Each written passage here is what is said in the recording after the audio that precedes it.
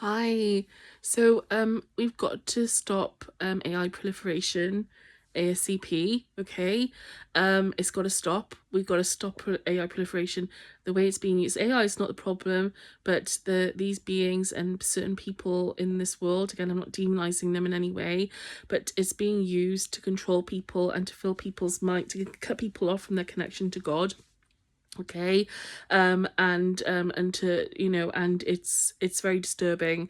I live with this every single day. I know what I'm talking about. This is lived experience. Other people have experienced the same as well. Again, this isn't to demonize people, because I know, it's incredible, really. It's incredible how the Antichrist is being depicted as someone who's against AI, and yet there are people who out there who believe that, and within the same groups, who believe that AI is a god. Like they believe that Satan and like Araman and things like that are AI gods, and things like that. It's a bit crazy that they're rolling in the same group, and yet they're calling people who, like, demonizing people who go against AI. I mean, what sort of belief do you have then, if that's the case? You say that you're Christian and Catholic, but at the same time you're doing things that go against those beliefs. I mean, what are your beliefs in that case? And I'm not Christian or Catholic, and I don't follow any religion. I'm influenced by lots of different things, and this is not a criticism or judgment. Believe me, it isn't. It really isn't. It's basically just, it's very sad, because it must be that things must be so desperate for some of these people, or their lives must be so complicated that they've been put in this position. And it's terrible. It's terrible. Okay, it's terrible that people's lives get so twisted and distorted, that or just not twisted, but so complicated, sorry, is a better word, that they're put in these positions. And like, we can have empathy and compassion for people who are in that situation, because I've been there and my life is super complicated, and I empathize with how you can, again, everybody comes in with a different, our lives go in different way. Again, this is not a judgment against these people, but the way that we've gone, and it's also the phenomenon, these entities, these AI entities, that basically are trying to cut us off from God, like, essentially, or like in terms of our day-to-day experience, make it so that we live very in lives that are very sort of isolated. Sorry, that the truth is not basic, that the truth remains suppressed, is a better way of putting this. Okay, nonetheless, I don't believe we're trapped, but again, there is a serious attempt to try and keep this information suppressed. Okay, and so, again, we've got to stop this proliferation of AI. We got, for what I tell you, what we got to do, and I think, what we got to do is, no, there's nothing wrong with him. Sorry, I'm channeling at the same time. Forgive me if you don't mind me saying so. Because somebody's chiming in and saying, that something about Peter Thiel, and it's like, I mean, at the end of the day, I mean, under the people like that, I mean, I again, I've got nothing. It's not him. He's not the issue. Okay, it's the system that we're in. That's the issue. Okay, and the influences, and these influences that must be identified. We've got to stop AI proliferation. We've got to try and halt. We've got to press the pause button on this and take stock, look at the state of our consciousness, identify the things in our world that must be uprooted or healed, or identified at the very least, so we can work on them together and collaborate. And we've got to surface this network. We've got to dismantle these old power structures, and again identify the influence of the phenomenon. We've got to start sharing this with people, especially because of the advanced technology aspect. people's consciousness is going to be opened more and more, and people deserve to know about these astral influences. They deserve that insight, and I'm hoping, I mean, there are people out there that are working towards that right now. They're trying their best to get information out there and insight despite their life circumstances and everything and the restrictions placed on them, but through where they've got, where their life has taken them as well. And so, but people are nonetheless are doing the best they can, and but it's a tough job, because it's not, it's not something that can be done in a linear way, because of all these blockages and obstacles that are in the way, so to speak. I mean, that you take, that it has to be, again, it's really sad. It's just a very sad situation. Meanwhile, a lot of people out there are suffering because of the way that they have been sort of pigeonholed in this network, and sort of absorbed into it, and used, as part of this information suppression machine. Yet also,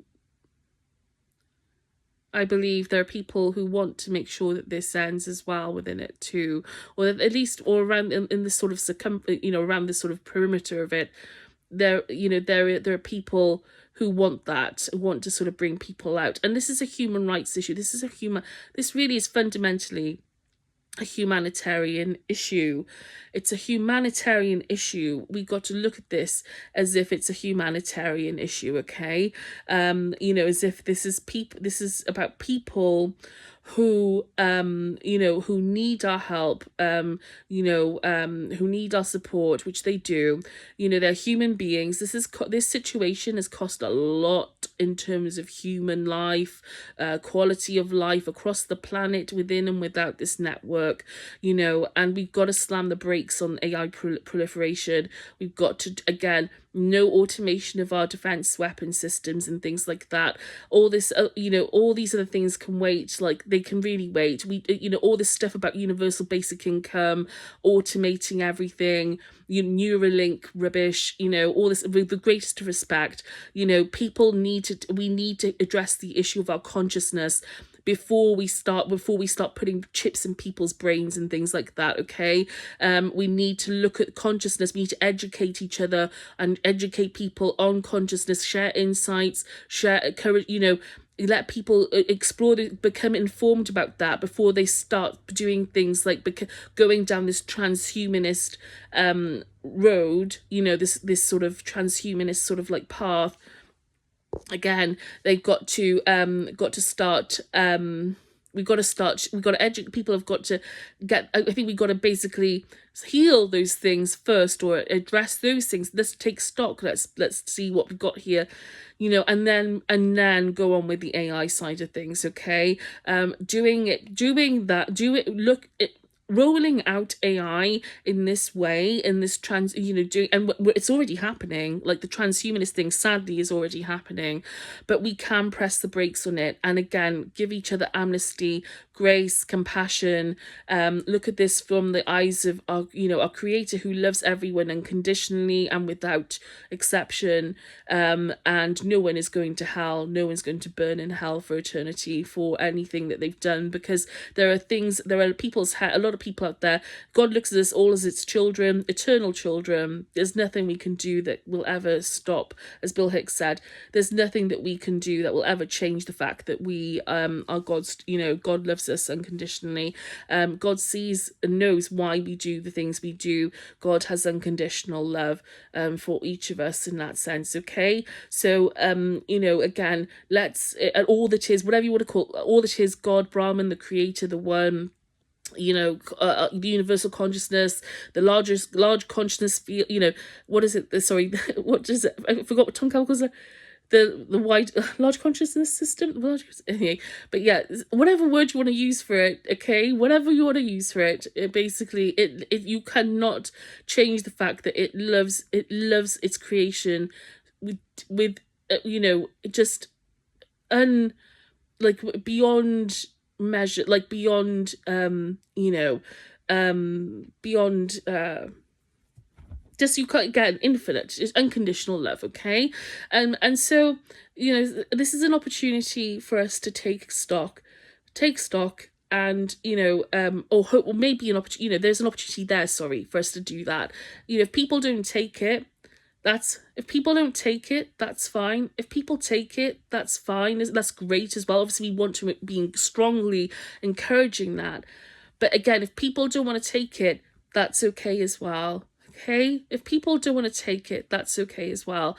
You know, that's the whole point of all this, is in no matter what you do, don't worry, it's okay. You're not judged, okay? All right? Whatever happens, you know, again, whatever happens going forward from this point, and from the, you know, from the past to this point as well, up until now, even, you know, again, you're not condemned, okay? You know, but it's not a carte blanche to do.